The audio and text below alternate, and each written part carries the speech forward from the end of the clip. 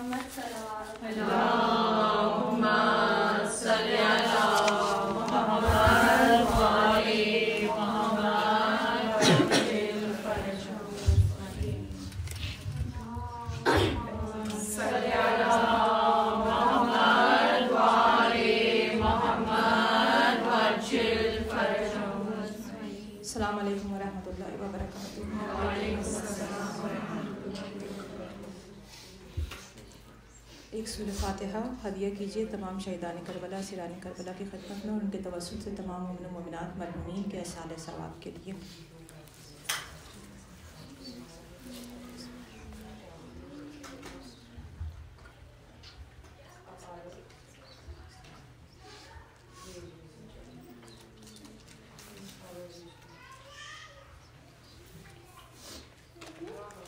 اعوذ باللہ من الشیطان الرجیم. بسم اللہ الرحمن الرحیم. وبہ نستعین وہو خیر معین. وفوض امری الی اللہ ان اللہ بصیر بالعباد. رب اشرح لی صدری ویسر لی امری واحلل عقدۃ من لسانی یفقہوا قولی. الحمد للہ رب العالمین. الصلاة والسلام علی سیدنا و نبینا و حبیب قلوبنا و طبیب نفوسنا و شفیع ذنوبنا مولانا ابو القاسم محمد. اللهم صل على محمد وآل محمد وعجل فرجهم. والصلاة والسلام على امیر المؤمنین امام المتقین علی ابن ابی طالب. والصلاة والسلام على سید النساء العالمین وسید الشباب اہل الجنہ الحسن والحسین. اما بعد فقد قاله بکتابه المبین والفرقان الحمید. انما وليكم الله ورسوله والذين آمنوا الذين يقيمون الصلاة ويؤتون الزكاة وهم راكعون. تمام حمد اللہ رب العزت کے لیے ہے اور تمام درود و صلوات محمد و آل محمد کے لیے ہے. درود کیجیے. اللهم صل على محمد وآل محمد وعجل فرجهم اجمعین. عزیزان، قرآن وہ عظیم بلاغت النظام ہے جو کلم متحر رسول اللہ صلی اللہ علیہ وآلہ وسلم پر نازل ہوا، اور قرآن میں پروردگار اپنی توحید کی نشانیوں کو بیان کرتا ہے. کیونکہ دیکھیں، قرآن وہ کتاب ہے کہ اگر کہا جائے دنیا میں کوئی بھی جتنی بھی کتابیں ہیں، چاہے جتنی بھی بلندی پر ہوں، اگر ان کا تقابل کرنا چاہیں قرآن سے، تو رسول خدا یہ کہتے ہیں کہ قرآن اور باقی کلام کا فرق ایسا ہے جیسے خود اللہ اور تمام مخلوقات کا فرق ہے. کہ قرآن وہ کتاب ہے کہ جس کے ذریعے سے نہ صرف یہ کہ دنیا میں کمال حاصل کیا جاتا ہے بلکہ آخرت کے کمال کو بھی حاصل کیا جاتا ہے.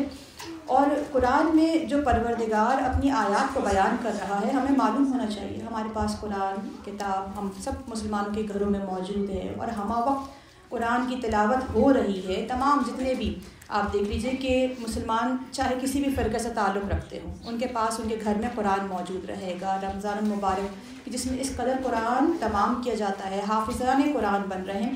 لیکن اگر یہ پوچھا جائے کہ قرآن کا موضوع کیا ہے تو اس کا کیا جواب ہوگا؟ کیا کوئی جواب دے سکتا ہے کہ قرآن کا موضوع کیا ہے؟ کیونکہ ہر علم کا ایک موضوع ہوتا ہے. جیسے علم طب ہے، علم طب کا موضوع انسان کا جسم ہے. اسی طریقے سے علم ریاضی کا موضوع ہندسہ ہے، عدد ہے. یہ علم ریاضی کا موضوع ہے.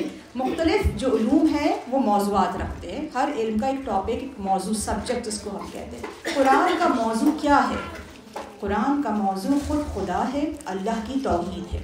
اسی لیے بار بار وہ کیا بیان کرتا ہے؟ ومن آیاتہ، میری نشانیوں میں سے، میری نشانیوں میں سے. خدا بار بار اپنی توحید کی نشانی بیان کر رہا ہے قرآن میں. قرآن کا موضوع اللہ، اس کی وحدانیت، خدا کی توحید. اور انہی نشانیوں میں سے، کیونکہ ومن آیاتہ اس طرح سے بہت ساری آیات ہیں جو قرآن میں موجود ہے. خدا ویسے تو خود آیت کہا جاتا ہے نا، ہر قرآن کی یہ آیت. خود آیت کا مطلب کیا ہے؟ خود آیت کا مطلب نشانی ہے. لیکن کس طرح کی نشانی؟ کیونکہ اسم بھی معنی وہی نشانی کے ہے.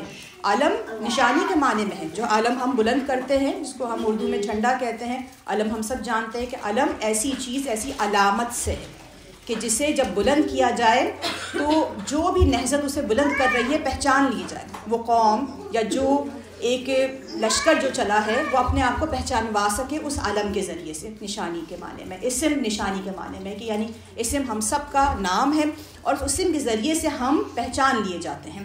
یہ بھی معنی نشانی کا. آیت کا معنی بھی نشانی ہے, برہان اور دلیل, یہ تمام نشانی کے معنی میں. لیکن آیت کا معنی جو نشانی ہے کس انداز سے نشانی ہے؟ اس انداز سے نشانی ہے کہ یعنی وہ شے جو اپنے غائب کا اظہار کرے. جیسے مثال دیتی ہوں, اگر آپ ساحل سمندر پر جائیں اور آپ کو وہاں پر قدموں کے نشان نظر آئیں اور آپ ان قدموں کے نشان کو دیکھ کر آپ نے چلنے والے کو نہیں دیکھا ہے کہ یہاں پر کون چلا ہے, انسان ہے یا حیوان ہے, آپ ان قدموں کے نشانوں کو دیکھ کر سمجھ جائیں گے کہ یہاں سے ایک انسان گزرا ہے. یعنی آیت کا معنی اس کو کہتے ہیں نشانی. اس طرح کی نشانی آیت کہلاتی ہے, جو میں آپ کو روٹ ورڈ میننگ میں لے کے جانا چاہ رہی ہوں. یعنی خدا جو کہ غیب میں ہے, ہم اپنی آنکھوں سے اسے نہیں دیکھ سکتے, لیکن وہ پروردگار اپنی نشانیوں کو بیان کر رہا ہے. آیت اس نشانی کو کہتے ہیں جو اپنے غائب کا اظہار کرے. تو وہ خدا اپنی نشانی کے لیے کس آیت کو منتخب کر رہا ہے؟ جب ہم زوجین کے حوالے سے گفتگو کریں تو سورہ روم کی آیت نمبر 21 میں وہ پروردگار یہ ارشاد فرما رہا ہے وَمِنْ آيَاتِهِ أَنْ خَلَقَ لَكُم مِّنْ أَنفُسِكُمْ أَزْوَاجًا لِتَسْكُنُوا إِلَيْهَا وَجَعَلَ بَيْنَكُم مَّوَدَّةً وَرَحْمَةً. کہ پروردگار یہ کہہ رہا ہے کہ میری نشانیوں میں سے ہے, میری نشانیوں میں سے ہے کہ میں نے تمہارے درمیان, تمہارے نفوس میں سے جوڑے قرار دیے ہیں تاکہ تم ان کے ذریعے سے سکون حاصل کرو, دونوں ایک دوسرے کے ذریعے سے سکون حاصل کرے, تاکہ پھر جیسے کہ اس سے پہلے بیان ہو چکا ہے الحمدللہ یہ 4تھی مجلس ہے. تکرار کبھی کبھار اس لیے ضروری ہو جاتی, کچھ لوگ جو پہلی دفعہ آئے تو ہلکا سے ان کو ایک پریویو دے دیا جائے کہ کیا کچھ بیان ہوا ہے. شادی کا اصل مقصد کیا ہے؟ شادی کا اصل مقصد سکون کا حاصل کرنا ہے, جیسے کہ یہ آیت قرآن کی بتا رہی ہے کہ خدا خود کہہ رہا ہے تاکہ تمہارے درمیان سکون ہو جائے, امنیت ہو جائے. وہ خدا چاہتا ہے, اسی لیے ایک دوسرے کو قریب لے کر آیا. اور ایک دفعہ گھر میں جب سکون ہو جاتا ہے, آپس میں جب سکون ہو جاتا ہے تو خود بخود محبت, مودت, رحم, یہ فیلنگز خود بخود پیدا ہو جاتی ہے. اسی لیے محبت کے لیے سکون کو برباد نہ کریں, سکون کو قائم کریں. خود بخود خدا ایک دوسرے کے دلوں میں ایک دوسرے کے لیے رحم اور محبت کو ڈال دے گا. پھر ہم نے کہا تھا کہ یعنی زبان کی حفاظت کرے, کیا کلام جاری کریے, ہر ایک کے لیے ہے, باہر والوں کے لیے بھی ہے اور گھر میں رہنے والوں کے لیے بھی, کہ کس طرح سے آپ اپنے شوہر سے گفتگو کر رہے ہیں, شوہر کس طرح سے زوجہ سے گفتگو کر رہا ہے, کس طرح سے ہم اپنے بچوں سے گفتگو کر رہے ہیں. بچے بھی دیکھ کر سیکھتے ہیں. یہ بات اور ہے کہ آج کل تو بہت زیادہ ہمیں بچے ہمارے باہر سے بھی افیکٹڈ ہوتے ہیں اور انٹرنیٹ سے بھی افیکٹڈ ہوتے ہیں. یہ ایک بہت الگ سا موضوع ہے, اس کو میں مکس نہیں کرنا چاہوں گی. ہمارا موضوع ازدواجی زندگی کے حوالے سے ہے اور یقیناً یہ موضوع آگے جا کر کے تربیت اولاد سے بالکل منسلک ہوتا ہے. لیکن کبھی بھی کسی گھر میں بچوں کی پرورش اور تربیت بہترین نہیں ہو سکتی جب تک کہ زوجین کے آپسی تعلقات ٹھیک نہ ہوں.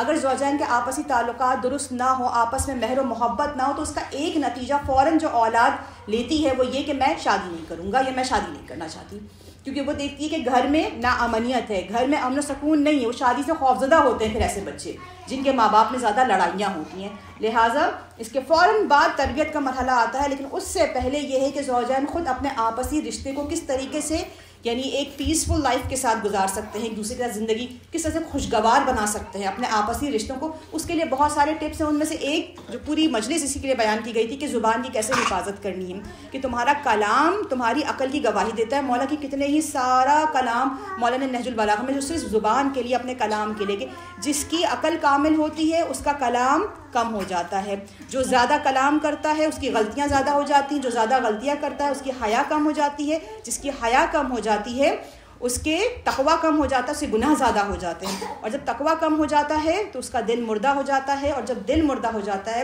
تو اس کا ٹھکانہ جہنم. یعنی زبان کے رستے سے مرحلہ وار کس طریقے سے ایک شخص واصل جہنم ہو جاتا ہے. تو عزیزان میں نے ایک ورڈ یہاں پہ استعمال کیا, اور اس کو مولا کے جب کلام کو آپ سنیں تو سوچیں. یعنی جب غلطی زیادہ ہوتی ہے تو کہا کیا کہ تمہارا جب کلام زیادہ ہوتا ہے غلطی زیادہ ہوتی ہے, جب غلطی زیادہ ہوتی ہے تو حیا کم ہو جاتی ہے. اس کا کیا مطلب ہے؟ حیا, جب میں لفظ حیا استعمال کروں تو حیا کا کیا مطلب ہے کہ کیا ایسا ہوگا کہ ایک عورت جو پردے دار ہوگی اگر زیادہ کلام کرنے کے سبب سے، اور کرتی ہیں خواتین، اس سے کوئی فرق نہیں پڑتا کہ وہ حجاب میں ہو اور حجاب میں نہ ہو، کلام زیادہ ہو جاتا ہے، غلطیاں زیادہ ہو جاتی ہیں، منہ سے ایسے الفاظ جاری ہوتے ہیں، دوسرے کی دل آزاری کا سبب بنتے ہیں، دوسرے کی بے سکونی کا سبب بنتے ہیں، تو حیا کیسے کم ہوتی کہ اگلے دن وہ عورت بے پردہ جائے گی؟ اس کو ہم حیا کہتے ہیں کہ حیا کا تعلق صرف پردے سے ہے کہ اپنے آپ کو پورا ہم نے کور کر لیا، اس کو حیا کہتے ہیں، بلا شبہ اس کا بھی تعلق حیا سے ہے، مگر حیا حی سے ہے، حیا سے ہے۔ حیا جو ہے وہ سانپ کو کہتے ہیں، سانپ کو بہت سارے نام دیے گئے ہیں سانپ کی حالت کے حوالے سے کہ کس طریقے سے سانپ، اس وقت یہاں تک کہ اونٹ میں بھی آپ دیکھیں کہ اگر اونٹ کو جمل کہتے ہیں تو ابل بھی کہتے ہیں، ٹھیک ہے، اسی طرح سے ہم ناقہ بھی کہتے ہیں، یہ جانوروں کی مختلف حالت کو ایک نام دیا گیا ہے۔ عربی میں بہت زیادہ اس کا، عربی زبان میں وسعت بہت ہے، تو سانپ کی اس حالت کو حیا کہتے ہیں کہ جب سانپ اپنے آپ کو سمیٹے ہوئے ہوتا ہے، بالکل اپنے آپ کو راؤنڈ بنا کر کے رکھتا ہے، یعنی وہیں سے حیا ہے، وہیں سے حیدر ہے کہ مولا کا نام جو حیدر پڑا، اور ایک بہت ہی مشہور چیز دیکھیں، کسی اگر مجلس میں مولا کا ذکر نہ ہو تو وہ مجلس بے رونق ہوتی ہے کہ مولا جب متولد ہوئے، کیونکہ ذکر آگے تو بیان کر دوں، مولا جب متولد ہوئے، پیدا ہوئے، تو اس وقت عرب میں ایک رواج تھا کہ وہ بچے کو ایک اژدہے کے سامنے ڈال دیا کرتے تھے کہ اگر یہ حلال زادہ ہوگا تو یہ اژدہا اسے نقصان نہیں پہنچائے گا، اور اگر بچہ صحیح نہیں ہے، صحیح رحم سے پیدا نہیں ہوا ہے تو وہ اس کو ڈس لے گا۔ تو مولا کے سامنے جب لے کر آئے اس کو، یعنی مولا کو لے کر آئے اس کے سامنے، تو مولا نے اس کو دبوچ لیا، اس اژدہے کو، سانپ کو دبوچ لیا اور اس کو 2 ٹکڑے کر دیے۔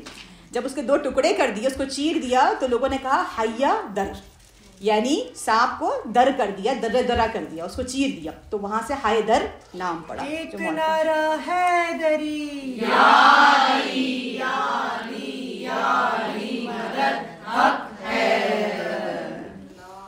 اللہم صلی علی محمد وآل محمد وجل فرجہم اجمعین۔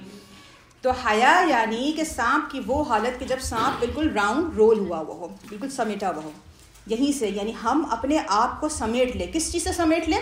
برائی سے خود کو سمیٹ لیں، حیا کریں، تنہائی میں بھی حیا کریں، کسی بھی عمل میں اپنے حیا کریں، خدا سے حیا کریں، جیسا کہ مولا نہج البلاغہ میں کہتے ہیں کہ اپنے اور خدا کے درمیان ایک باریک حیا کا پردہ رکھو تاکہ تم گناہ انجام نہ دو، یعنی تنہائی میں بھی اپنے آپ کو سمیٹ لینا، اپنے ایکشنز کو، اپنی زبان کو، کیا ہم کہنے جا رہے ہیں، یعنی اس جرت کو کہ بس میرا جو منہ میں آیا میں بیان کر دوں۔ مولا نے کہا کہ بے وقوف کا دل اس کی زبان پر ہوتا ہے اور عقل مند کی زبان اس کے دل میں ہوتی ہے، لہٰذا جو بیان کر رہے ہو 100 دفعہ اپنے کلام کو سوچو کہ کیا بیان کرنے جا رہے ہو، کہ جیسے ہی اس کو جاری کیا ویسے ہی کسی کی دل آزاری ہوئی۔ اور عزیزان من، کیونکہ سکون کے حوالے سے پھر مجالس چلی تھی، دوسری تیسری مجلس میں بھی ہم نے کہا تھا کہ سکون کس طریقے سے حاصل ہو، یہ تو میں نے حیا کا ایک مفہوم بتا دیا کہ حیا کا یہ معنی، جب زیادہ غلطی ہوگی تو انسان کی جرت بڑھتی جائے گی، اس کی حیا کم ہو جائے گی، اس کے اندر بےغیرتی آ جائے گی، وہ حیا نہیں کرے گا کچھ بھی کرنے سے پہلے۔ تو مولا کے کلام کے ذیل میں ہی اپنی بات کو آگے بڑھاتی ہوں کہ دیکھیے، جیسے کہ قرآن میں بھی بیان ہوا ہے کہ زوجین جب ایک دوسرے سے آپس میں جو زوجین کا ایک رشتہ قائم ہو جاتا ہے تو خدا کہہ رہا ہے کہ تمہارے درمیان سکون ہو۔ اور سکون دیکھیے کیا ہے، زندگی ابھی اس وقت زندگی میں سب سے اہم چیز، آپ دیکھیے جب ہم پروڈکٹس بھی جاتے ہیں لینے کے لیے تو بہت زیادہ وہ پروڈکٹس کے جس میں لکھا ہوتا ہے اسٹریس ریلیف، جلدی سے ہم اسٹریس ریلیف ہونے والا شیمپو بھی لے لیں گے، باڈی واش بھی لے لیں گے، ہینڈ لوشن بھی لے لیں گے، کیا ہوتا ہے اس میں خوشبو ہوتی ہے خاص طرح کی، اس لیے دین نے بھی کہا کہ خوشبو لگایا کریں گھر میں۔ عورت کے لیے خوشبو لگانا حرام ہے۔ کون سی خوشبو لگانا حرام ہے؟ کہ جس سے اٹریکشن پیدا ہو مخالف جنس کی طرف۔ ایسا نہیں ہے کہ وہ بالکل ہی کچھ بھی نہ لگائے، ایسا نہیں ہے، بہت سارے عطر ہوتے ہیں۔ حرم امام حسین میں جو عطر استعمال ہوتا ہے، رسول خدا کے روضے پہ جو عطر استعمال ہوتا ہے وہ لگا سکتی ہے عورت ایک مناسب مقدار میں، تاکہ اس کے جسم سے بدبو کا احساس نہ ہو، خوشگواری کا احساس ہو۔ لہٰذا خوشبو خود اپنے اندر ایک بہت زیادہ تھراپی رکھتی ہے کہ آپ اگر اس طرح سے ڈپریس ہو یا کوئی بھی اسٹریس ہو دن بھر کے کام سے، تو سب سے پہلے کیا کرنا، اپنی نظافت کا خیال رکھنا۔ اسی لیے آپ جب ہاٹ واٹر بات لیتے ہیں تو ویسے بھی ایک ریلیکسیشن سا ملتا ہے، اپنے آپ کو خوشبو سے آراستہ کریں، یوگا وغیرہ کریں، اس سے ضرور یقیناً یہ فائدہ ہوتا ہے۔ آپ یوگا میں بھی آپ جس طرح سے سانس لیتے ہیں اور جس طریقے سے اس کو ریلیز کرتے ہیں، اس سے ایک فائدہ حاصل ہوتا ہے، ایک اسٹریس ریلیف ہوتا ہے۔ تو لہٰذا خوشبو کا استعمال بھی ہے اسی لیے تاکہ آپ کو ایک سکون کا احساس ہو۔ اور لوگ بہت زیادہ سکون کے لیے اپنی ڈائٹ میں بھی بہت کچھ استعمال کرنا شروع کر دیتے ہیں کہ سکون حاصل ہو، سکون حاصل ہو، سکون حاصل ہو۔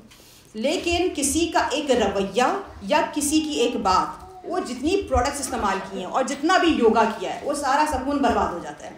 اور وہ ایسا ہوتا ہے کہ کسی کا جملہ اور کسی کا رویہ. دیکھیں صرف جملے نہیں, انسان گفتگو صرف زبان سے نہیں کرتا ہے بلکہ اپنے رویوں سے بھی کرتا ہے, اور وہ رویے کبھی بھی انسان بھول نہیں پاتا ہے. آپ دیکھیں ہماری زندگیوں میں کبھی کبھار کچھ ایسی چیزیں ہوتی ہیں کہ جو ہم بھول جائیں, یہ بہت مشکل ہوتا ہے. انسان اپنی توہین نہیں بھول پاتا ہے. اب زوجین آپس میں اس کو بہت سوچیں کہ وہ کون سی ایسی بات ہے کہ جو شوہر کو بری لگ گئی ہے, جو ہم نے کبھی کہہ دی, اور اسی طریقے سے اس کی طرف سے بھی کوئی ایسی بات ہوئی ہوتی ہے کہ جو ہمیشہ کے لیے. اور دیگر کہ دیکھیں اگر ہم کسی دوسرے کے سکون کا خیال نہیں کریں گے تو اطمینان رکھیں کہ جس نے دوسرے کے سکون کو برباد کیا وہ خود سکون سے نہیں رہ سکتا ہے.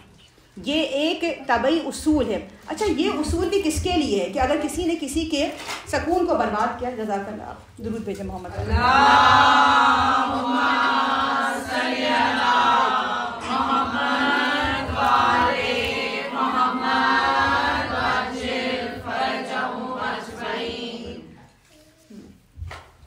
تو لہٰذا اگر کوئی کسی کے سکون کو برباد کرے کسی بھی طریقے سے, اور ہوتا یہی ہے کہ کسی کا کوئی ایسا رویہ ہوتا ہے, دل آزاری ہوتی ہے, کوئی تانا ہوتا ہے جو کبھی بھی انسان بھول نہیں پاتا, یا کوئی رویہ خاص ہوتا ہے, توہین آمیز رویہ ہوتا ہے, اہانت ہوتی ہے جو انسان بھول نہیں پاتا ہے, وہ اس کے اندر رہ جاتا ہے. اگر کوئی شخص کسی کے سکون کو برباد کرتا ہے تو یقین جانیے کہ پھر اس شخص کو سکون نہیں ملتا ہے. لہٰذا وہ شخص کہ جو غمزدہ ہو جائے, جو سوچے کہ مجھے ڈپریشن ہو رہا ہے, تو فوراً سوچے کہ اس نے کیا کیا ہے ماضی میں.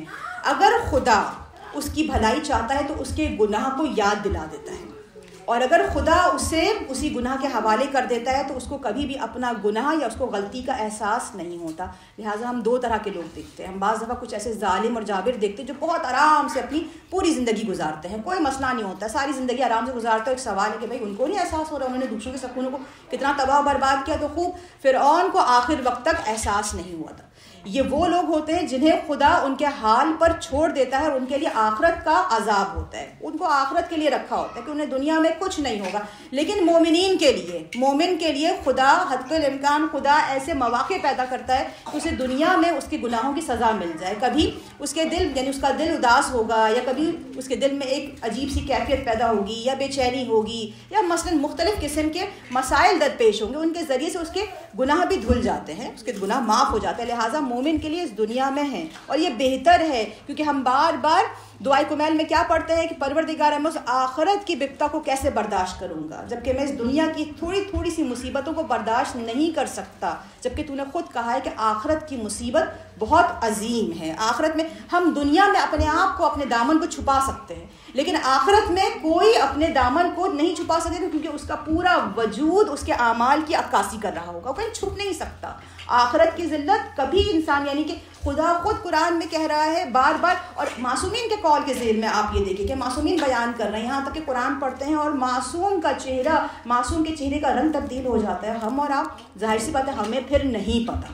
جب انسان غافل ہوتا ہے وہ ریئلائز نہیں کر پاتا ہے. اس لیے کیا ہوتا ہے, جب پتہ نہیں ہے, جب غافل ہے, پتہ کرنے کی کوشش بھی نہیں کرتا, لا علم رہتا ہے, لہٰذا اسے پتہ بھی نہیں لگتا ہے کہ اس کا جرم کتنا سنگین ہے. تو پہلے تو یہ کہ انسان بامعرفت, اور ہمارے لیے کوئی عذر نہیں ہے کہ ہم یہ کہیں کہ ہمیں نہیں پتہ تھا. ہم در اہل بیت کے پروردہ ہیں, ہم 2 مہینے 9 دن مستقل مجالس, مستقل درس, مستقل اپنے نفس کا تزکیہ مستقل سنتے ہیں. لہٰذا ہمارے لیے کوئی عذر نہیں رہ گیا کہ ہمیں نہیں پتہ تھا یا ہم اہل معرفت نہیں ہیں. اور پھر اس کے بعد آج تو کوئی عذر ہی نہیں رہتا کہ کوئی کہے کہ میرے جہل کے لیے کوئی بھی وجہ ہے, یا کوئی بھی اپنا عذر پیش کرے, کیونکہ ڈور ٹو ڈور یہ علم, یہ نالج, یہ تمام چیزیں ہمارے پاس موجود ہیں. ٹھیک ہے, جہاں پہ انٹرنیٹ کا ایک نقصان ہے وہاں پر یہ فائدہ بھی ہے کہ ہم سب کے پاس یہ ایک ذریعہ, یہ سورس موجود, اور ہم سب یہ جانتے ہیں کہ در اہل بیت سے ہم منسلک ہیں. یہ نہیں کہ ادھر ادھر ایسی ویسی کسی بھی سورس سے جا کر کے اپنے آپ علم حاصل کرے یا اپنے آپ کو منسلک کر لیں. صحیح سورس سے اپنے آپ کو منسلک رکھنا ہے. تو میں ٹاپک کے اوپر, یعنی ہمارا جو ٹاپک ہے وہ سکون کے حوالے سے ہے, کیونکہ دیکھیے انسان اپنی زبان, اپنے رویوں کے ذریعے سے اپنے گھر کے ماحول کو بناتا بھی ہے, اپنے گھر کے ماحول کو بگاڑتا بھی, اور یہ دونوں کے لیے ہے, دونوں کے لیے, میاں بیوی دونوں کے لیے ہے.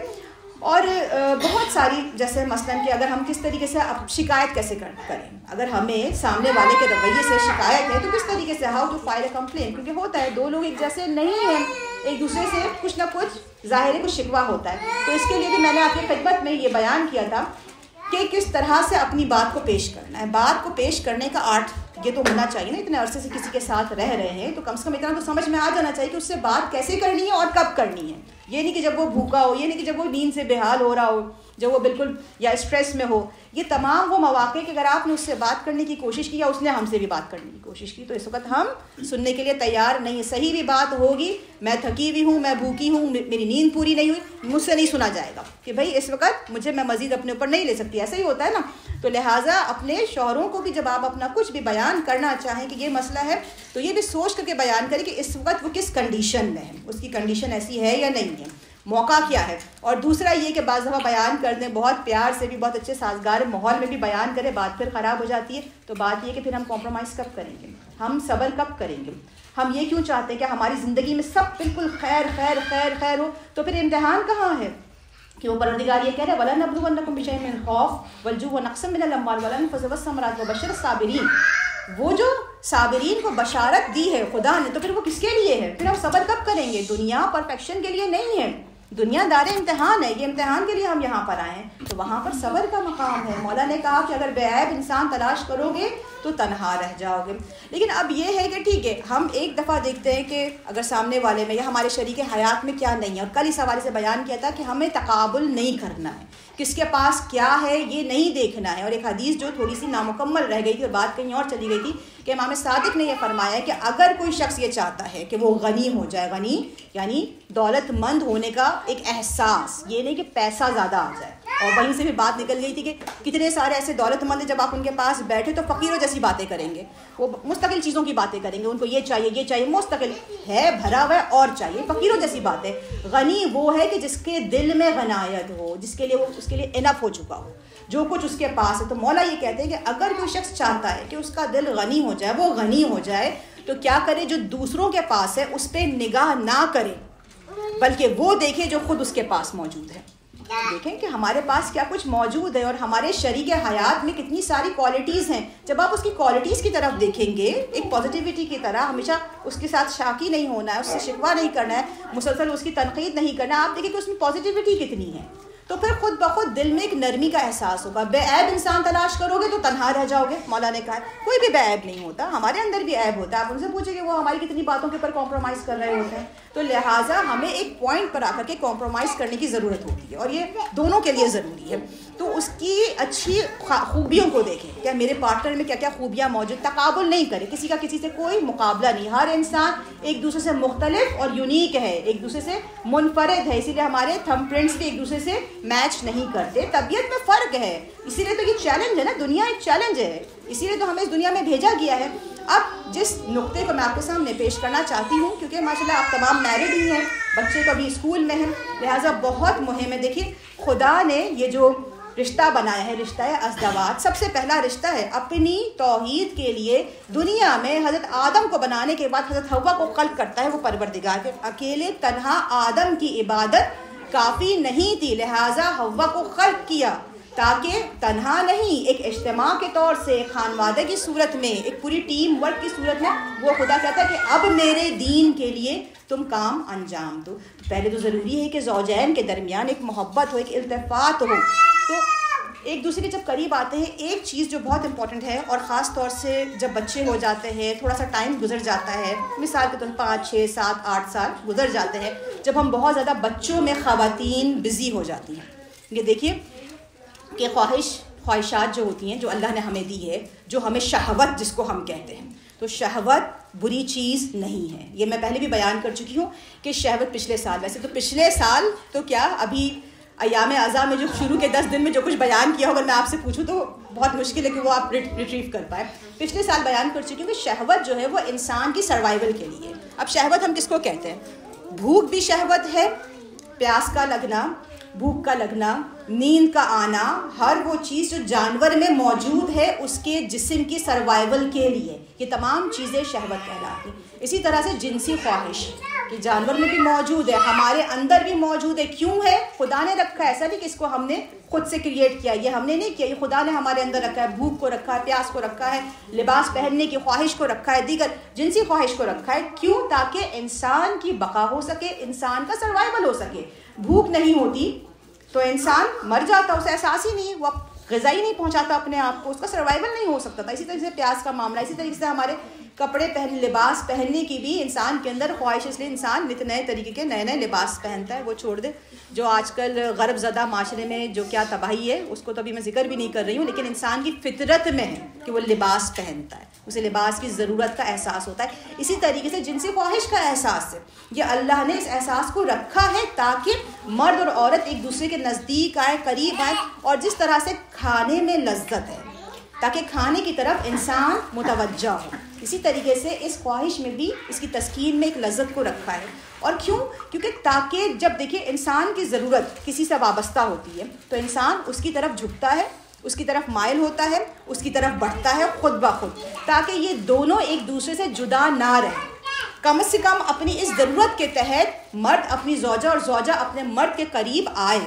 حالانکہ ہم دیکھتے ہیں کہ جیسے کھانا پینا ہے، کیا ہم صرف کھانے پینے کے لیے زندہ ہے؟ ایسا نہیں ہے. پھر بھی ہم مزے مزے کے کھانے بناتے ہیں، بالکل سادی سی روٹی بنا کر کے اور آپ اس کو مکھن یا کسی بھی ایسی چیز سے کھا لیں. نہیں، ایسا نہیں کرتے ہیں. ہم اس کے اندر لذت کو پیدا کرتے ہیں، لیکن مقصد کیا وہ ہوتا ہے؟ نہیں، مقصد یہ نہیں ہوتا ہے. مقصد یہ ہوتا ہے تاکہ اس کے بعد ہمیں طاقت آ جائے. جب طاقت آ جاتی ہے تو پھر ہم دیگر اور بہت سارے کام انجام دے سکتے ہیں. اور غذا صرف غذا نہیں ہوتی ہے، جسم کے لیے دوا بھی ہوتی ہے. اسی طریقے سے جنسی خواہش کے لیے اللہ نے یہ ایک حلال رستہ بنایا ہے، اور اس لیے بنایا تاکہ زوجین ایک دوسرے کی طرف متوجہ رہے، ایک دوسرے کی طرف ان کا کھچاؤ رہے، یعنی ایک دوسرے کی طرف کھینچے چلے آئے، اٹریکشن رہے ایک دوسرے کی طرف. اور اگر یہ جو جنسی خواہش ہے یہ صحیح طور پر پوری نہ ہو دو میں سے کسی بھی وجہ سے، تو اس کا رزلٹ بھی بعض دفعہ گھر میں ناامنیت کی صورت میں نظر آتا ہے، ایک دوسرے کے درمیان ناموافقت کی صورت میں نظر آتا ہے، گھر کا ماحول خراب ہوتا ہے، ایک چڑچڑا پن ہوتا ہے، ایک انکمپلیشن کا احساس ہوتا ہے. تو لہٰذا یہ کتنا ضروری ہے کہ کیونکہ دیکھیے جب اس طرح کے ٹاپک کو بیان کرتے ہیں تو لوگ سوچتے ہیں ممبر سے، ارے بھائی تو ممبر سے بیان نہیں ہوگا، دین ممبروں سے بیان نہیں ہوگا تو کہاں سے بیان ہوگا؟ ہم یہ کیوں سوچتے ہیں کہ اس طرح کے ٹاپک کے لیے ہم کسی سائیکائٹرسٹ کے پاس جائیں یا کچھ اور کریں؟ اس کے لیے کہ دین میں راستہ نہیں ہے. رسول خدا جناب ابو ذر سے بیان کر رہے، صحابی رسول ابو ذر، جناب ابو ذر سے بیان کر رہے رسول خدا. اور کیا کہہ رہے ہیں ابو ذر سے؟ کہہ رہے ہیں کہ جس طریقے سے وہ پروردگار حرام کے ارتکاب پر عذاب دیتا ہے، اسی طرح سے جب ایک شخص اپنی زوجہ کے نزدیک ہوتا ہے اور حلال ذریعے سے اپنی خواہش کو تسکین دیتا ہے تو اس عمل پر وہ پروردگار اسے اتنا اجر و ثواب عطا کرتا ہے. کہا کہ کتنا اجر و ثواب عطا کرتا ہے؟ غسل جنابت، ہر قطرے کے ساتھ فرشتے کو پیدا کرتا ہے، فرشتوں کو، اور وہ فرشتے اس کے لیے استغفار کرتے ہیں. تو آپ دیکھیے کہ خدا کی طرف سے ہے نا، جس طرح سے اس خدا نے حرام کے لیے کہ اگر اس کے نہ ہونے کی وجہ سے حرام کی طرف وہ جائے گا تو اس کا عذاب ہے، تو اسی طرح سے اس حلال عمل کو کرنے کے سبب سے کہ جس میں اس نے لذت بھی رکھی ہے، لیکن جب قربت اللہ انسان کر رہا ہے تو اس کا اجر و ثواب بہت زیادہ ہے. اور کہا کہ دگنا دو ہے. ایک تو یہ کہ اس نے حلال ذریعے سے خدا کی اطاعت کی ہے اور حلال ذریعے سے اپنی خواہش کو تسکین دی ہے، اور دوسرا کیا ہے؟ دوسرا یہ ہے کہ اس کی وجہ سے حرام کی طرف نہیں گیا. درود پڑھیں محمد والے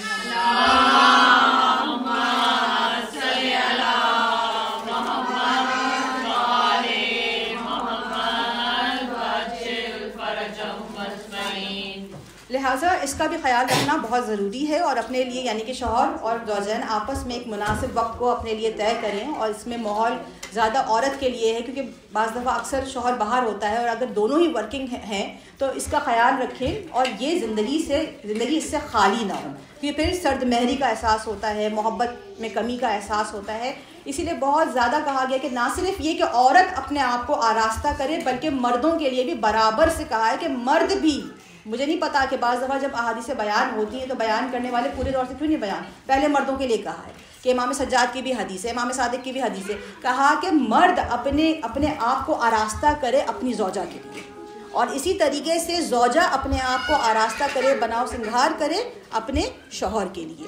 دونوں کے لیے حکم دیا گیا ہے. اور بہت زیادہ یہاں تک کہ رسول خدا کی ایک حدیث ہے، اس کو بھی لیتے جائیں اپنے ساتھ. اور پلیز یہ جو میں آج بیان کر رہی ہوں یہ ریکارڈنگ میں شیئر نہیں کر سکتی ہوں، ٹھیک ہے؟ تو اس کو آپ خود اپنی زبان سے شیئر کر دیں اپنے آغایان کو اگر آپ بتانا چاہتے ہیں، لیکن میرے ذریعے سے نہ شیئر کریں. کہ رسول خدا نے یہاں تک کہا ہے. اب آپ سوچیے کہ دین کتنا خیال رکھتا ہے، حقوق کا کتنا خیال رکھتا ہے. یقین جانے کسی بھی اور دین میں عورت کو اتنے حقوق دیے ہی نہیں گئے ہیں. کہیں بھی آپ کو یہ نہیں ملے گا، کسی دین میں نہیں ملے گا، کسی مسلک میں نہیں ملے گا، کہ رسول خدا نے کہا کہ وہ شخص جو اپنی زوجہ کی خواہشات کے عروج پر پہنچنے سے پہلے مطمئن ہو جائے وہ جفاکار ہے. آپ نے کبھی سنی ایسی حدیثوں میں بیان ہوا ہے. کتنے زیادہ حقوق بیان کیے گئے ہیں اور کتنا زیادہ خیال رکھا گیا ہے کہ دونوں ایک کمپلیشن کا احساس کریں، ایک دوسرے کے ساتھ نزدیکی کا احساس کریں. اور ایسا کیوں کہا گیا کہ دونوں اتنا زیادہ احساس کریں اور اتنا زیادہ اہتمام خدا نے خود رکھا ہے. ایسا نہیں ہے کہ جو نیولی میرڈ ہے وہی بس اہتمام کریں. اگر شادی کو کچھ عرصہ گزر بھی گیا ہے تو کیا ہوا، خدا نے اس رشتے کو رکھا ہے، خدا نے اس خوبصورتی کو رکھا ہے. ایسا نہیں ہے کہ ہم صرف سنی سنائی باتیں اور جو کلچر چلا آ رہا ہے کہ جیسے کہ بعض دفعہ ہم یہ دیکھتے ہیں کہ اگر بہت زیادہ ایجڈ ہو گئے ہیں تو کمرے الگ ہو گئے ہیں. کس لیے کمرے الگ ہو گئے ہیں؟ اس ذریعے سے جو خدا نے قریب کیا تو اس کے بعد دل بھی قریب ہو جاتے ہیں، اس کے بعد دل بھی قریب ہو جاتے ہیں، ورنہ دلوں میں بھی آہستہ آہستہ دوریاں پیدا ہونے لگ جاتی ہیں. اور صرف اتنا نہیں، اب آپ اپنے لیے بھی احادیث سن لیں اور اپنے ساتھ لے کر کے جائیے، کیونکہ یہ تمام مسائل ہوتے ہیں. ہم بعض دفعہ کہتے ہیں کہ ہم یہ وظائف پڑھ لیں، ہم وہ وظائف پڑھ لیں، ہم یہ نیکی کما لیں، یہ گناہ نہ کریں. اب سن لیں اس کو اور اپنے ساتھ باندھ لیں. اور یہ دونوں کے لیے ہے. ویسے تو شوہر کے لیے تو نہیں کہا گیا، لیکن زوجہ کے لیے کہا کہ وہ زوجہ، شوہر کے لیے بھی اسی طرح سے میں بھی بیان کر چکی کہ وہ جفاکار ہے. رسول اللہ نے کہا وہ زوجہ جو اپنے شوہر کو بغیر کسی شرعی عذر کے اپنے پاس آنے سے روکے اور وہ شوہر اس کا ناراض ہو کر کے سو جائے تو پوری رات فرشتے اس پہ لعنت کرتے ہیں. تو لہٰذا یہ عورت کے لیے بھی جہاد ہے. دو ہی چیزیں ہیں جو حقوق بتائے ہیں شوہر کے، بیچارے کے صرف دو ہی حقوق بتائے ہیں. ایک تو یہ کہ عورت جب باہر نکلے تو اپنے شوہر کی اجازت سے نکلے، اجازت کے بغیر نہیں نکل سکتی. یہاں تک کہ بہت ہی شدت کے ساتھ واقعات بھی بیان ہوئے کہ ایک عورت کے والد ہیں جو علیل ہیں، بیمار ہیں، وہ کہتی شوہر تو فون کا تو ٹائم تھا ہی نہیں، زمانہ نہیں تھا کہ فون کر کے پوچھ لے. کہا کہ میرا کسی سے پوچھوایا اس مسئلہ کہ جا کے رسول خدا سے یہ مسئلہ بیان کرو، میرے جو والد ہے وہ بہت علیل ہے اور میرا شوہر جو ہے وہ گیا ہوا ہے اپنی تجارت وغیرہ کے غرض سے، تو میں کیا کروں. کہا رسول خدا نے جو جواب بھجوایا، کہا کہ شوہر کی اجازت کے بغیر تم نہیں نکل سکتی، واجب ہے.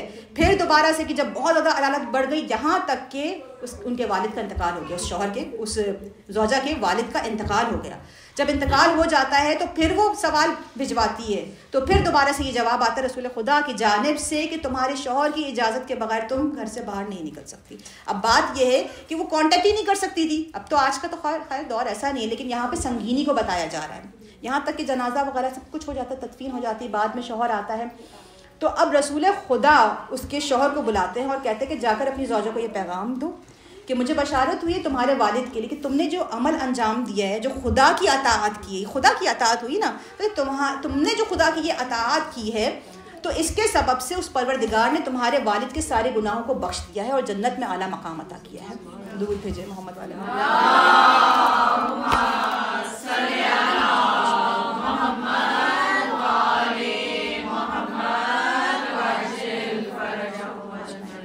دیکھیے. ایک تو یہ چیز ہو گئی کہ اس کو ہمیں اپنی لائف کو صحیح طریقے سے ایک میانہ روی کے ساتھ ایک بیلنس لائف ہونی چاہیے اور ویل آرگنائز ہونا چاہیے. اس کے لیے بھی ہمیں برنامہ سازی کرنی چاہیے.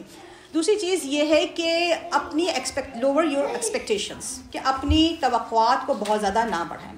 زیادہ تر جھگڑا جو ہوتا ہے وہ چھٹی والے دن ہوتا ہے، سنڈے والے دن ہوتا ہے. اور اس کی وجہ کیا ہے؟ اس لیے میں آپ لوگوں سے تائید نہیں چاہوں گی، پتہ ہے کہ ایسا ہوتا ہے. اور اس کی وجہ کیا ہوتی ہے؟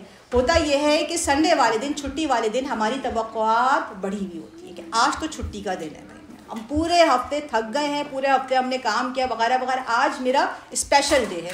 دنیا میں آپ کے لیے اسپیشل ڈے بہت مشکل ہے، نہیں آتا دنیا میں اسپیشل ڈے. اس کو آپ رکھیں، یہ دنیا امتحان گاہ ہے. انسان ایک مشقت کے بعد دوسری مشقت، آپ کے لیے یہاں پر آرام نہیں ہے. ویسے تو قبر میں بھی پھر منکر و نکیر آ جاتے ہیں. تو بہرحال تو آپ دنیا میں آپ امتحان کے لیے ہیں.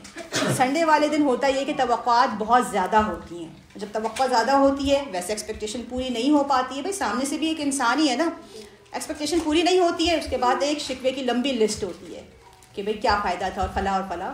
کیونکہ ایکسپیکٹیشن پوری. اس لیے اپنے ایکسپیکٹیشن کو نیچا رکھے کہ اس کے حساب سے بھی سوچو. اور اتنے عرصے میں اگر کسی کی شادی کو 10 سال ہو چکے ہیں یا 5 سال بھی ہو چکے ہیں تو اتنا عرصہ کافی ہوتا ہے کہ ایک انڈرسٹینڈنگ کے لیے, ایک سمجھ کے لیے, لیکن ایک باہمی رابطے کے ذریعے سے, ڈسکشن کے ذریعے سے آپ اپنی زندگی کو اچھی طرح سے پلان کر سکتے ہیں, ایک برنامہ سازی کر سکتے ہیں, آرگنائز کر سکتے ہیں کہ بھائی اس دن اگر ہمیں جانا ہے باہر تو جانا ہے, کوئی حرج نہیں ہے, حلال لذت اٹھانے میں کوئی حرج نہیں ہے. اس طرح سے اپنی زندگی کو آپ پلان کر کے خوشگوار بنا سکتے ہیں. پھر جناب سیدہ کی ایک حدیث آپ کے نظر سماعت کروں گی, اس کے بعد مصائب کی منزل پر, اس کے بعد فوراً نہیں, ظاہر سی بات ہے بیوی کی حدیث ہے اور ازدواجی زندگی کے حوالے سے ہی حدیث ہے, تو تھوڑا سا اس کے بارے میں بیان کرنا چاہوں گی کہ بیوی کیا کہتی ہیں مولا کائنات سے. بہت ہی اچھے, کیونکہ اب یہ جو اس کا بیک گراؤنڈ بھی میں آپ کو بیان کر دیتی ہوں. زیادہ تر ہمیں جو بیان کیا جاتا ہے اہل بیت کا جو کردار پیش کیا جاتا ہے وہ اس طرح سے پیش کیا جاتا ہے کہ جیسے مثلاً کہا گیا بیوی کبھی گھر سے باہر نہیں آئی, جبکہ ایسا نہیں, کبھی گھر سے بے حجاب باہر نہیں آئی.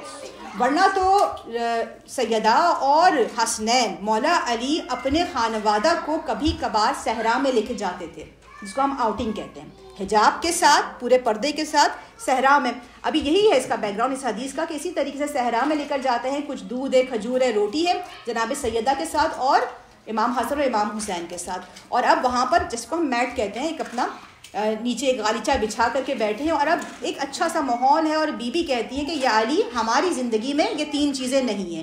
کون سی 3 چیزیں نہیں ہیں؟ بی بی نے کہا کہ ہماری زندگی میں کذب نہیں ہے, جھوٹ نہیں ہے, ہماری زندگی میں خیانت نہیں ہے, اور ہماری زندگی میں ناسازگاری نہیں ہے, یعنی کہ ایک دوسرے سے نا اتفاقی نہیں ہے.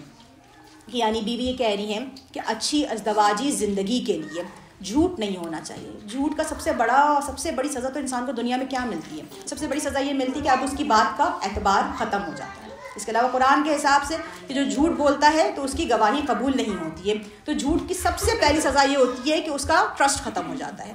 تو آپ لائف پارٹنر اگر ایک دوسرے سے جھوٹ بولے دونوں کے لیے ہے تو سب سے پہلی چیز وہ ٹرسٹ ختم ہو جاتا ہے. ٹرسٹ بہت بہت بہت ضروری ہے ایک اچھی زندگی کے لیے, ازدواجی زندگی کے لیے ضروری ہے. کبھی جھوٹ نہیں. دوسری چیز یہ کہ خیانت نہیں.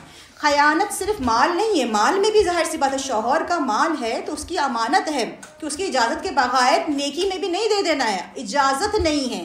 اگر شوہر بالفرض خمس نہیں دے رہا ہے, یہ اس کا عمل ہے, اس کو آپ بتا سکتی ہیں, آپ اپنی مرضی سے اس کے مال میں سے نکال کے خمس اگر دیں گی تو آپ گنہگار ہو جائیں گے. آپ اپنے مال کی مالک ہے, اگر جو مال آپ کا ہے آپ اپنے مال میں سے نکالیں, آپ اس کے اوپر امپوز کر کے اس کے مال سے خود نہیں نکال سکتی, وہ چوری ہو جائے گی. ہاں اس کو آپ بتا سکتی ہیں, آپ اس کو احادیث سنا سکتی ہیں کہ یہ واجب ہے فلاں فلاں, لیکن آپ خود اس میں تصرف نہیں کر سکتی.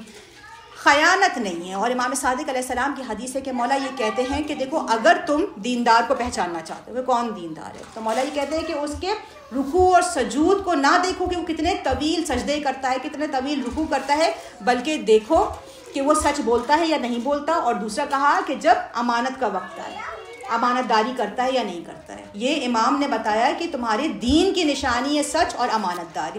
تیسری چیز جو کہ بہت امپورٹنٹ پوائنٹ ہے وہ کیا ہے؟ ناسازگاری نہیں. بی بی نے کہا یعنی ہمارے درمیان ناسازگاری نہیں ہے, یعنی موافقت ہے, ہم دلی ہے.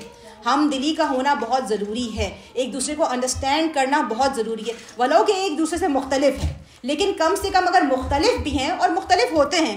جو ہسبینڈ وائفس ایک دوسرے سے کافی مختلف ہیں وہ بیسٹ کپل ہے, کیونکہ اللہ نے بہت صحیح پزلز دیکھے نا آپ نے, جب پزلز کو جوڑنا ہوتا ہے ایک پزل کا جو دوسرا حصہ ہوتا ہے وہ اس کے بالکل مخالف سمت میں تلاش کیا جاتا ہے. تو اگر اپوزٹ ہے تو ٹھیک ہے, جو میرے اندر نہیں وہ اس کے اندر ہے, یعنی میری کمی اس کے ذریعے سے دور ہو گئی اور اس کی کمی میرے ذریعے سے دور ہو گئی. تو لہٰذا کوئی بھی ایک دوسرے سے بالکل پرفیکٹ میچ نہیں ہوتا ہے. تو آپ انڈرسٹینڈ کرنے کی ضرورت ہے کہ ایک دوسرے کو انڈرسٹینڈ کرے اور ایک دوسرے سے ہمدردی ہونی چاہیے, ہمدلی ہونی چاہیے, ایک دوسرے کا ساتھ دینا چاہیے. یعنی کہ باہر والے کا ساتھ دیا جا رہا ہے کہ نہیں تمہاری غلطی ہوگی, اس کی تو غلطی نہیں ہوگی. گھر کی بات اور ہے, جب ایک دوسرے کے ساتھ اتفاق ہوگا, ہمدلی ہوگی تو ایک اچھی خوشگوار زندگی ہے. مولا کی حدیث میں بھی موجود ہے, امام سید سجاد یہ بیان کرتے ہیں کہ جو شخص چاہتا ہے کہ اچھی گھریلو زندگی گزارے تو وہ اپنی زوجہ کے ساتھ موافقت رکھے. اتنی اچھی اچھی حدیثیں سنا رہی ہوں نا, آپ سنائیے گا کہ اپنی زوجہ کے ساتھ موافقت رکھے, اس کے ساتھ ہمدلی رکھے اور اس کے ساتھ ہمدردی کا اظہار کرے. اور اسی لیے کہا کہ بہترین زوجہ کون ہے؟ بہترین زوجہ وہ ہے جو اپنے شوہر سے اظہار محبت کرے. یہ نہیں کہا کہ محبت کرے, شوہر کے لیے بھی یہی کہا ہے کہ اظہار محبت کرے, اظہار محبت کرے, جو بعض دفعہ وقت گزرتے کے ساتھ ساتھ چھوڑ دیا جاتا ہے. خدا نے اس رشتے کو کہا ہے کہ تم اظہار کرو مودت کا مطلب ہی یہی ہے کہ اظہار کرو. جو اظہار کرے اپنے شوہر سے اپنی محبت کا, اور دوسرا یہ کہ ضد نہ کرے, ضدی نہ ہو. ضد کب ہوتی ہے کہ جب بہت زیادہ آرگیومنٹ ہوتا ہے. لجوج کہا, لجوج کا لفظ استعمال کیا کہ بدترین عورت وہ ہے جو لجوج یعنی ضدی ہو, کہ بس اپنی بات پہ اڑ جائے کہ یہی ہے اور یہاں سے ایک بھی نہ ادھر ہونا نہ ادھر ہونا, بالکل ایسے ہی چاہیے. تو لہٰذا ہمیں اپنے کرداروں کو فاطمی کردار اپنانا ہے, زینبی کردار اپنانا ہے, اپنے گھروں کو ایک خوشگوار ماحول, ایک گہوارہ, سکون کا گہوارہ بنانا ہے, تاکہ پھر ہماری گودیوں میں جو پلنے والے بچے ہیں وہ مہدوی کردار کے ساتھ نشو و نما پائیں اور تربیت پائیں اور ان پروان چڑھیں. تو دیکھیے اس کے لیے گھر کا ماحول اچھا ہونا بہت زیادہ ضروری ہے. اور بس ایک دو حدیث کے ساتھ مصائب کی منزل پر آؤں گی.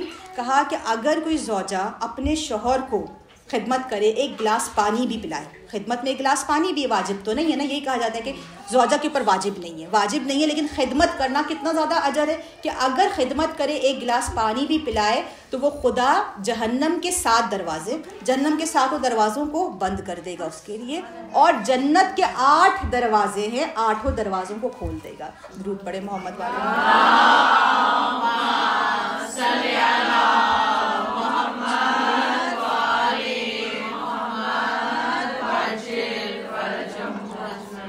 تو مخالفت صحیح رائے کو بھی برباد کر دیتی ہے. مولا کا قول ہے نہج البلاغہ میں, لہٰذا بیجا مخالفت نہیں ہونی چاہیے. اسی طریقے سے مولا متقیان ایک دفعہ اپنے ہمراہ مہمان کو لے کر آتے ہیں, اور یہ ہماری زندگیوں میں ہو جاتا ہے بعض دفعہ کہ بتایا نہیں تھا, کیوں نہیں بتایا پہلے. مولا سرپرائزنگلی بتایا نہیں ہے, مہمان کو لے کر کے آ جاتے ہیں, جناب سیدہ سے سوال کرتے ہیں, کہتے ہیں کہ کیا گھر میں کچھ ہے کھانے کو. بیوی کہتی ہیں کہ صرف بچوں کے لیے ہے.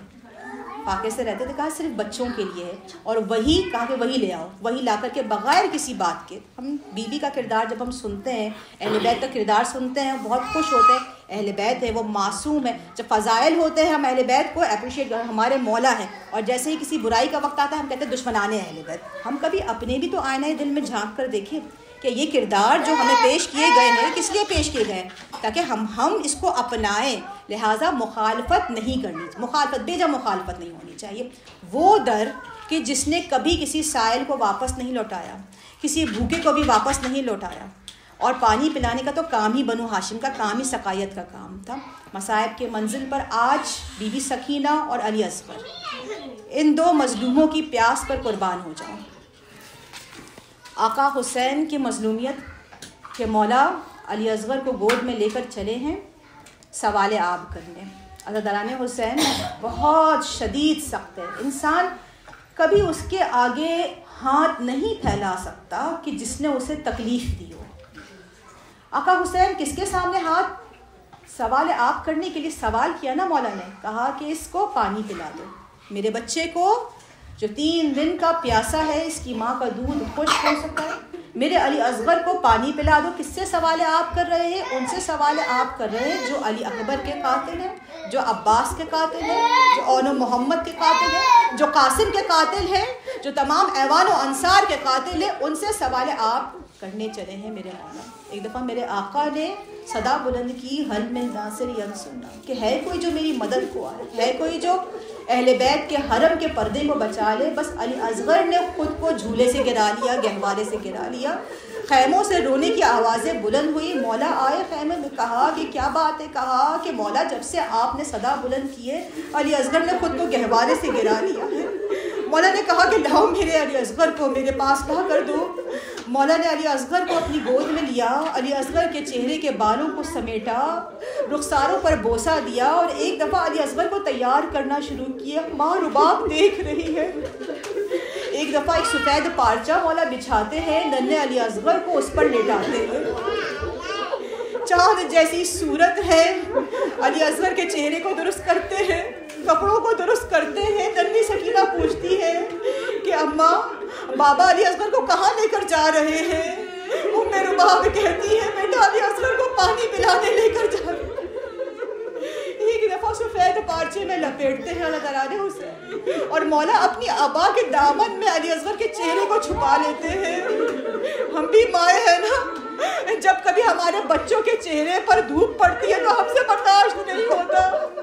ہم چاہے رستے میں بھی ہو یا جیسا بھی خطرہ ہو, ہم چاہتے ہیں کہ میرے بچے کے چہرے پہ دھوپ نہ پڑے. میرا مولا, میرے مولا کا ششما, میرے مولا کے سینے میں بھی تو باپ کا دل ہے. اسی لیے ابا کے دامن میں چھپایا علی اصغر کو, تاکہ ناگاہ علی اصغر کے چہرے پہ دھوپ نہ پڑے. مولا لے کر چلے ہیں علی اصغر کو اور فوج اشقیاء سے کہتے ہیں اے فوج اشقیاء تم نے میرے ایوان و انصار کو مار ڈالا, تم نے میرے عباس کو مار ڈالا, تم نے میرے علی اکبر کو مار ڈالا, تم نے میرے قاسم کو مار ڈالا, اب کوئی نہیں بچا سوائے اس بچے کے. تمہاری دشمنی مجھ سے ہے, اس بچے سے تو نہیں ہے. اس کو 2 گھونٹ پانی پلا دو. میں نہیں جانتی میرے مولا نے کیسے سوال کیا ہوگا.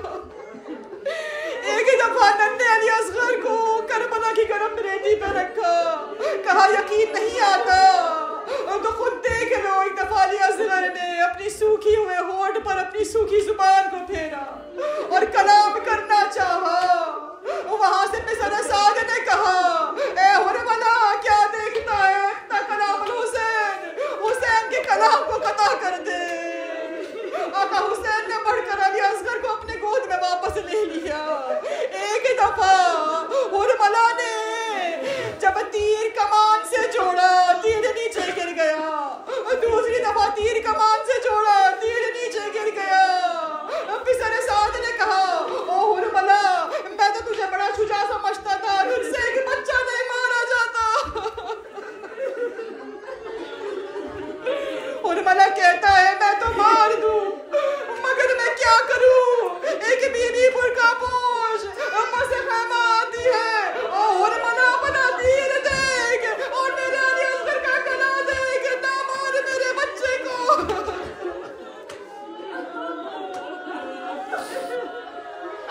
علی اصغر نے باپ کے چہرے کو دیکھا, مولا نے علی اصغر کے چہرے کو دیکھا.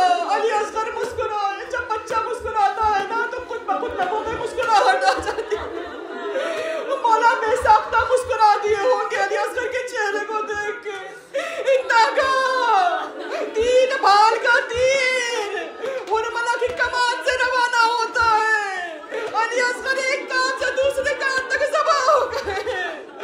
آقا حسین کے ہاتھوں میں خون ہے علی اصغر. اے پروردگارہ اسی مظلوم خون کے ساتھ تیرے حضور حاضر ہوں گا. مولا کی کتنی مصیبتیں ہیں, عزاداران حسین اتنی مصیبتیں ہیں کہ ایک دن میں بیان کرنا مشکل ہے. ایک علی اصغر ہے, دوسری ننھی سکینہ ہے. مولا وقت رخصت ہے. جب مولا وقت رخصت ہے, جب اجازت لینے آتے ہیں نا, اے سکینہ تم پر سلام, اے رباب تم پر سلام, بہن زینب تم پر سلام, ام کلثوم تمہیں خدا کے حوالے کیا. اب مولا چلے ہیں, زلجنا پہ سوار ہوئے لیکن زلجنا آگے نہیں بڑھتا. مولا نے زلجنا کے کان میں کہا اے میرے درد, اے میرے رحمان, بس آخری زحمت, اس کے بعد تیرا آقا تجھے کوئی زحمت نہ دے گا.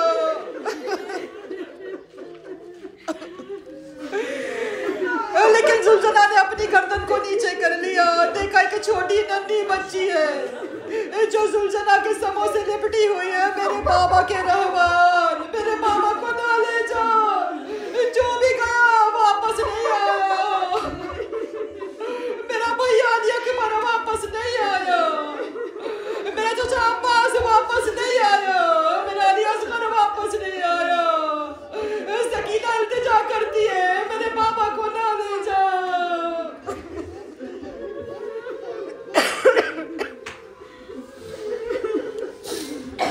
اجرکو مدد.